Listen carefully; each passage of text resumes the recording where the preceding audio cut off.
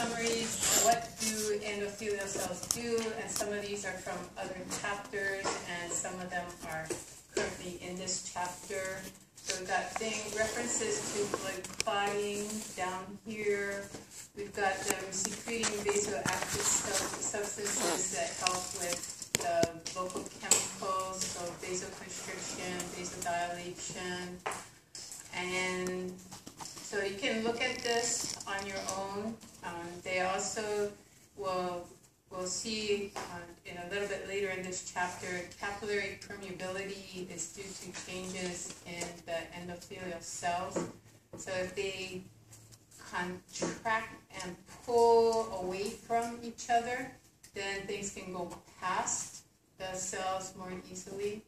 If they have little openings in them called fenestration, when the smooth muscle contracts, those openings actually get larger, and so things go through more efficiently. We'll see that in the kidneys. And here we got nitric oxide. Nitric oxide is paracrine that is released by the endothelial cells, and then it's going to have effects on things that are close by. It doesn't last very long, so it doesn't diffuse very far, doesn't have widespread effects. Mostly it's released in a tissue and has its effects in the tissue.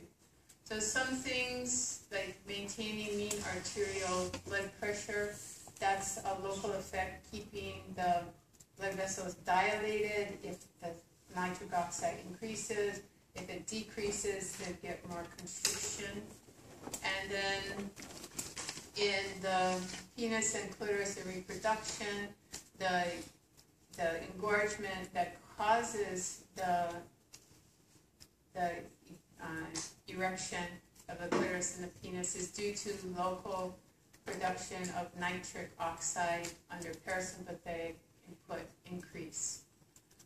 The nitric oxide seems to help the immune cells fight bacteria better, and it helps with decreasing the ability of platelets to stick together and form a clot.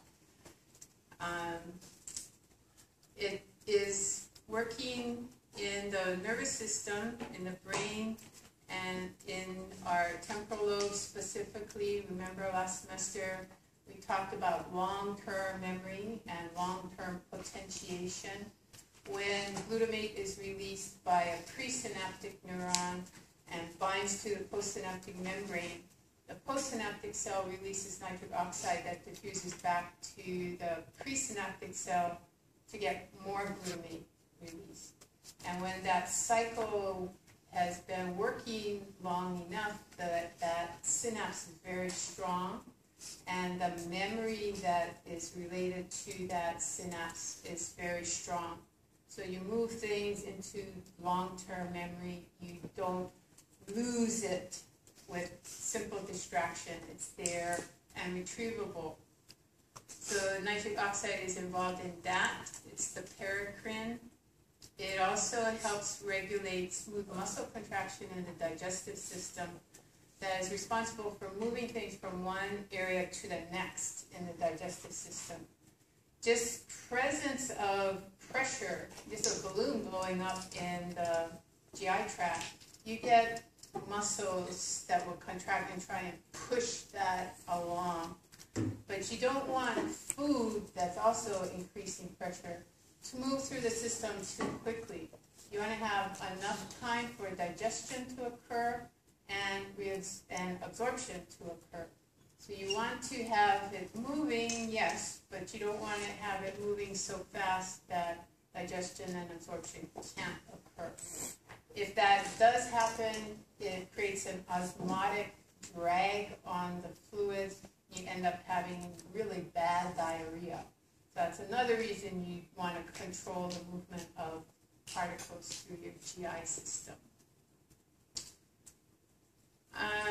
So helping with O2 starved tissues, with reactive hyperemia, also may play a role in skeletal muscle relaxation, but that's still being studied. So extrinsic control is mostly sympathetic, but sympathetic also releases things into the blood. This is something that is coming to the tissues from long distance off. That's extrinsic control. Extrinsic input increasing usually is causing vasoconstriction. Definitely with sympathetic activity going up, the vessels everywhere are going to constrict.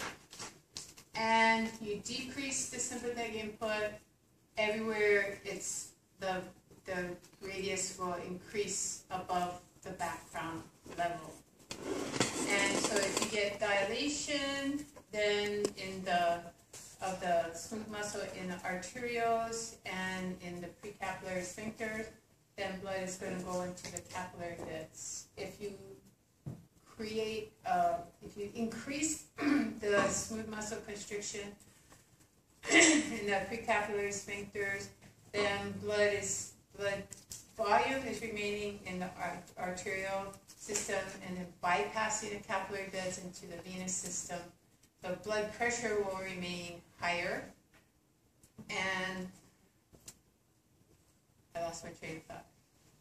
Yeah, it will remain higher, and the capillaries will not, the beds will not be open.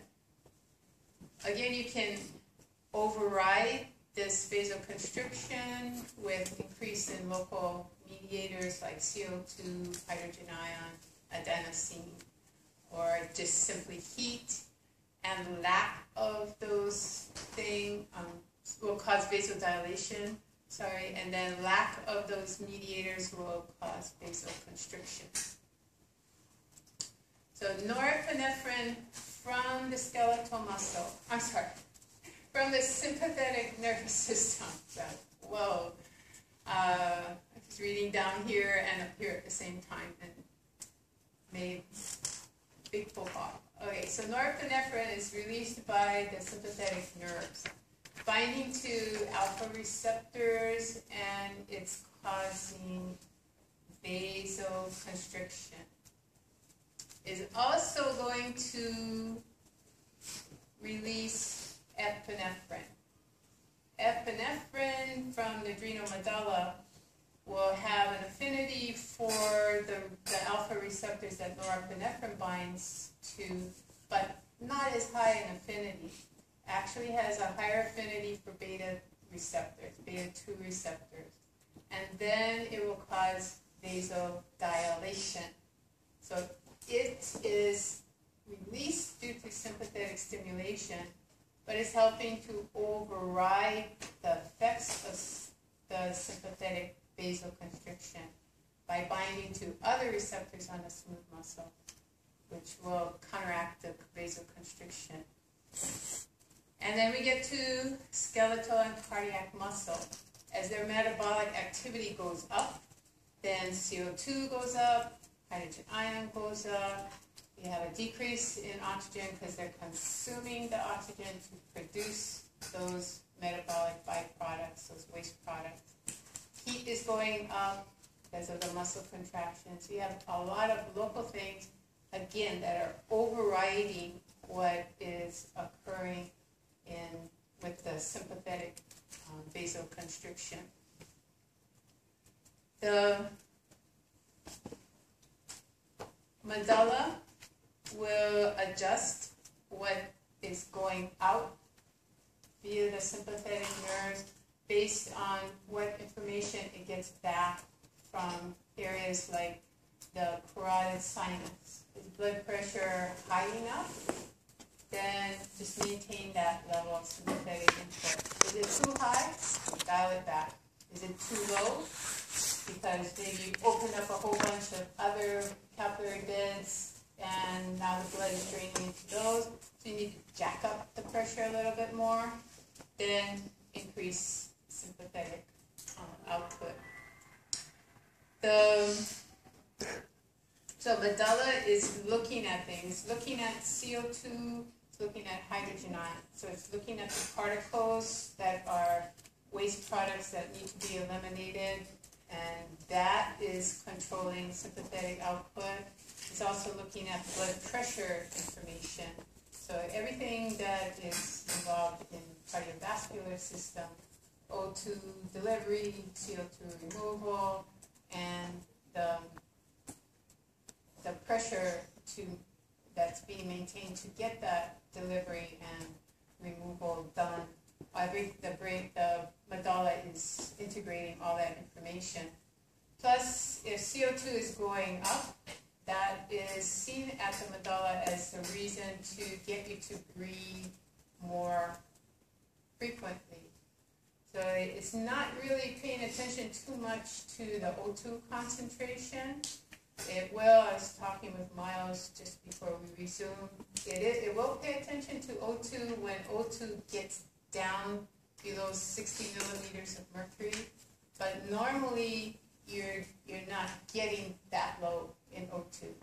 So CO2 going up drives your breathing. Get rid of the CO2, get rid of the acid via carbonic anhydrase, and keep your pH as normal as possible. Get the O2 going to the tissues so you can make the ATP, and drive that. CO2 will drive your breathing. Pathologically, if your O2 gets below 60, then your brainstem will kind of awaken and say, oops, we got a problem now with O2.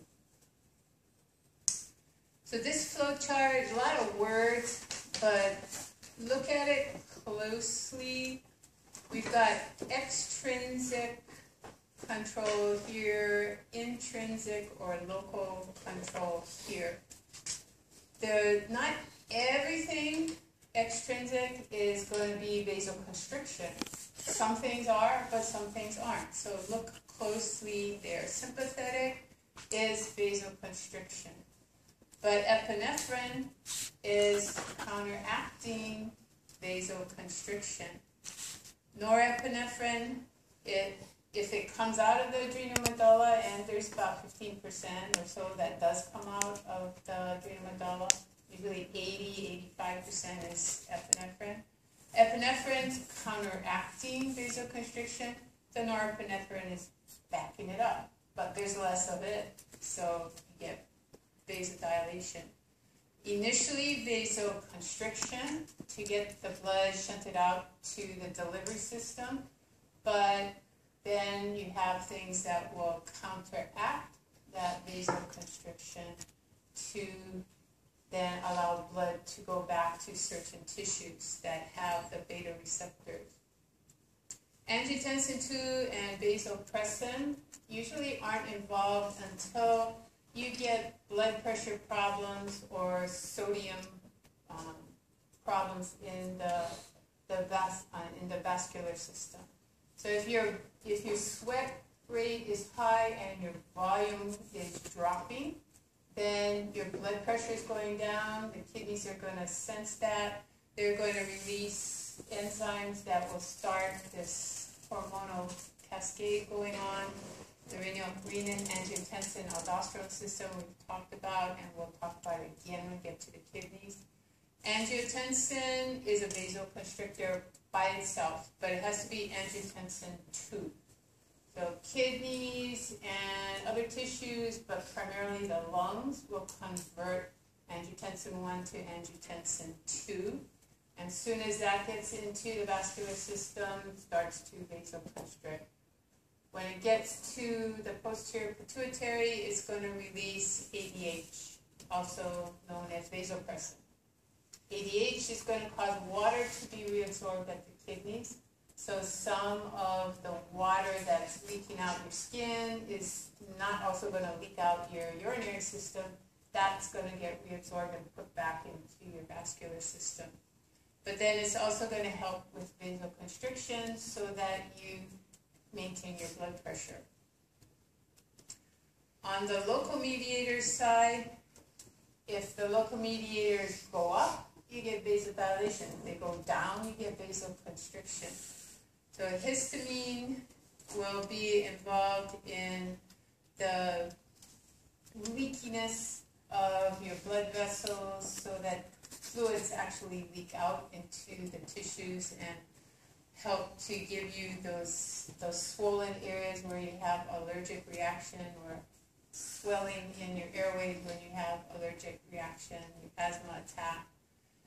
The histamine will cause the smooth muscles to relax, but the endothelial cells to constrict and then become more leaky to the fluids that are in the blood vessel.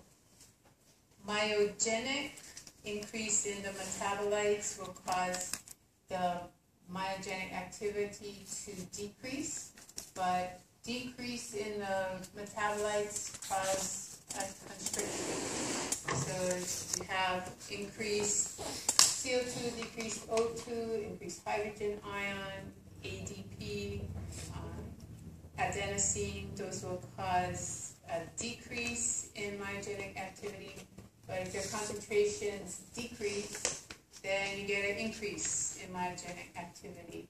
So this is referred to as an auto-regulation locally. The shearing stress, this is that friction that I talked to you about. The blood is kind of tumbling through vessels until it gets to small capillaries, and it kind of goes through in a nice uniform straight line.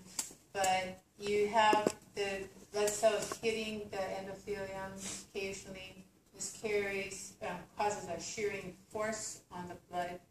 If you have a lot of dilators, those metabolically active dilators, then you have less of that shear force. If they're not present and you vasoconstrict, you have more of those shearing forces. For this therapeutic use, if you have to increase blood flow to an area, and look at the area very closely. If there's any sign of inflammation already present, you do not want to apply heat, because that's going to increase blood flow. It's going to increase the inflammation, because not only are you increasing the metabolic activity of the tissue, but you're getting more white blood cells out there that are participating in the inflammatory response and making that worse, and their mediators damage more tissue. Cold, on the other hand, decreases blood flow. You don't want to decrease it for too long, maybe 15, 20 minutes. But in that time, that decrease in blood flow gives the white blood cell, decreases the white blood cell chemical release, gives the tissue a little time to heal, and then you need to get, of course, blood flow back for oxygen and nutrient demands. So heat, you do that if there's no inflammation present. If you had an injury for a really long time and you're not recurring that injury by testing it, is it fixed yet? Nope, it's not fixed. Then you still have inflammation because you just re-injured it. But if it's a chronic pain that has been there for months and months and months, and there's no sign of inflammation, sometimes heat makes it feel better. But personally for me, I will always go with the cold pack, because that decrease in blood flow always makes me feel much better than heat does. So if you get the dilation occurring, which is primarily on this side, but also here, then the radius increases, then flow increases, and you get more nutrients out to the tissues, more waste products removed from the tissue. If you vasoconstrict, then less. If you're vasoconstricting, your peripheral resistance is going to go up. And peripheral resistance means that flow is going to go down. If you vasodilate, then total peripheral resistance is going down. But you certainly don't want to dilate so much that your blood pressure drops below what is necessary to keep you alert and functioning. The number of red blood cells increases the difficulty of the blood getting through the vascular system. So as red blood cell goes up, viscosity goes up, and then remember the equation, viscosity is on the top, proportional to resistance. So if it's going up, it's going to increase the total peripheral resistance, but nowhere as fast or as much as changing the diameter or the radius of your blood vessel. Still the radius of the blood vessel that has the greatest effect on total peripheral resistance, because R is to the fourth power, and viscosity is just whatever the change in viscosity is. So cross-section of a capillary, here's a smooth smooth squamous cell, simple squamous cell, smooth lining to a capillary, nucleus over here, and then very thin plasma membrane and cytoplasm on this side, and that's primarily where the diffusion is occurring. Some diffusion can occur between the areas where that smooth muscle attaches to itself or attaches to its neighbor. So this would be a transcellular route over here. And then you can see in some of these areas that you have little circles inside the cytoplasm. So some movement across this transcellular. It's going through, it's endocytosing on this side, and then exocytosing something out here on the tissue side. There are some channels in these endothelial cells so that things can leak through a membrane channel and maybe get pumped out the other side or transported out the other side by facilitated transfusion. So here we've got pictures of red blood cells in a capillary. The capillaries are small enough that the red blood cells have to line up in a row and get through single file. And that's called a rouleau when they actually line up in this single file. It's French, don't ask me to spell it, but you can Google it and find the spelling. I'll test you on it. If the vessel is a little bit bigger, then the red blood cells can kind of tumble through. But in smaller vessels, they have to actually line up. And in really small capillaries, these red blood cells actually have to bend over and squeeze through and then pop open again on the other side. So there are capillaries that are even smaller than that. And then one red blood cell at a time really has to squeeze its way through the vessel. As you go from your conducting vessels into your distribution vessels to your arterioles, if that increase in branching, then the blood velocity is going to drop down. The most surface area, most contact for the blood is present in your capillaries, and that's where the velocity of the blood is at its lowest. And this is a good thing because it allows for the time for O2 to leave the red blood cell. And remember, it doesn't go directly from the center of the red blood cell to the center of the cell. It's got to diffuse off the hemoglobin, through the fluids in the red blood cell, through the plasma membrane of the red blood cell, into the plasma of the capillary, through the endothelial cell of the capillary, into the interstitial fluid, through the plasma membrane of the cell, through the cytoplasm, and then get to the mitochondria. So it's got a lot of different barriers to its diffusion. So it takes time for O2 to be delivered and also CO2 to be picked up. CO2 is a little bit faster at diffusion than O2, but you need time. So you slow down the transit time of the blood so you can get tissue, the unloading of O2 to the tissue and picking up the CO2. This also will happen at the lungs. And especially if you have low O2 in the lungs, you're going to want to slow down that transit time of the red blood cell. So you have more time to load O2, you have fewer particles there, it's going to even take longer for O2 to get transferred into the blood.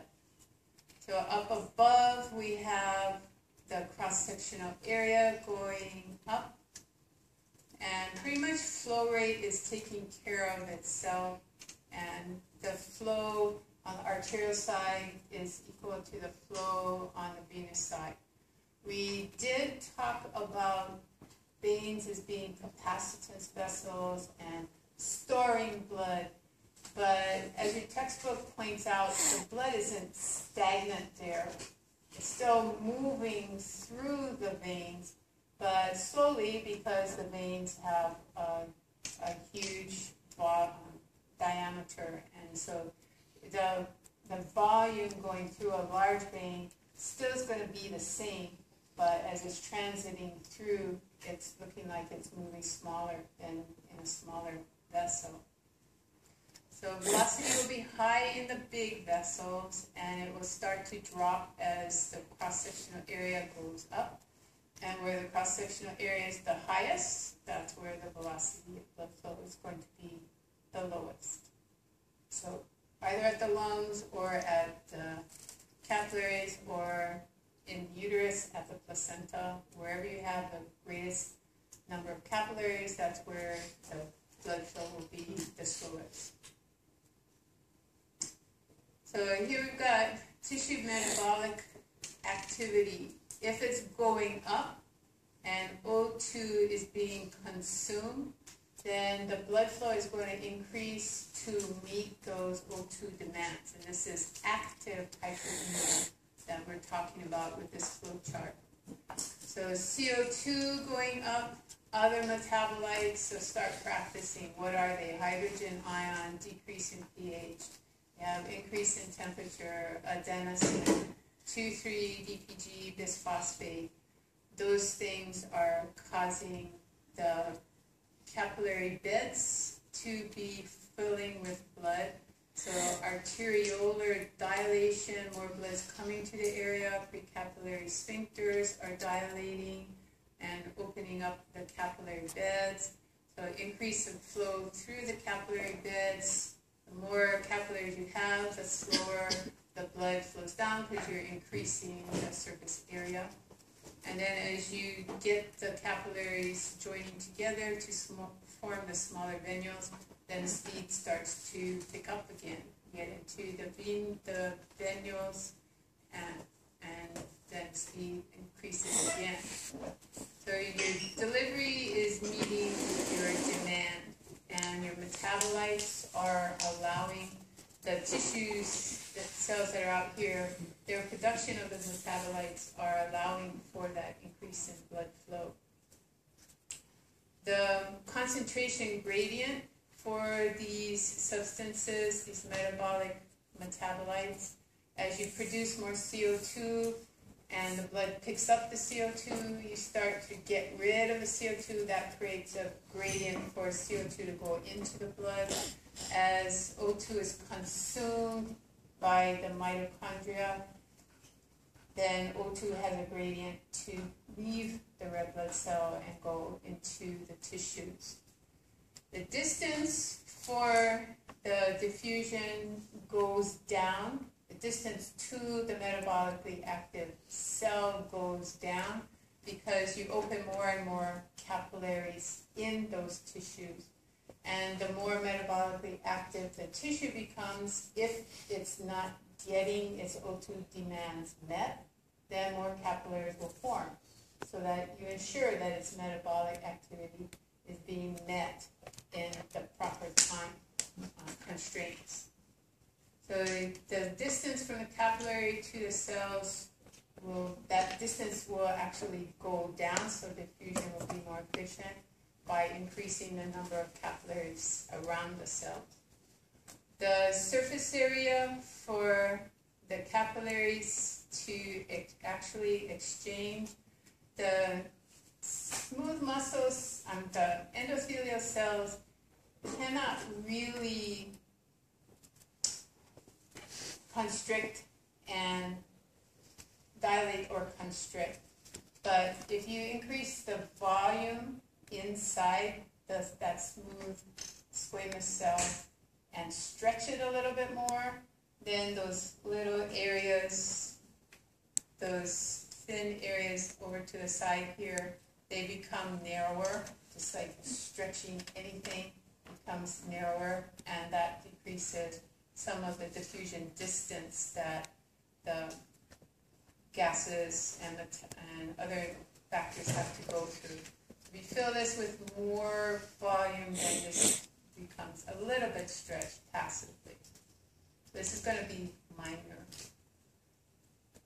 So ultimately, O2 delivery meets the O2 consumption, and the exchange is working fine. So next lecture, we'll start with capillary exchange.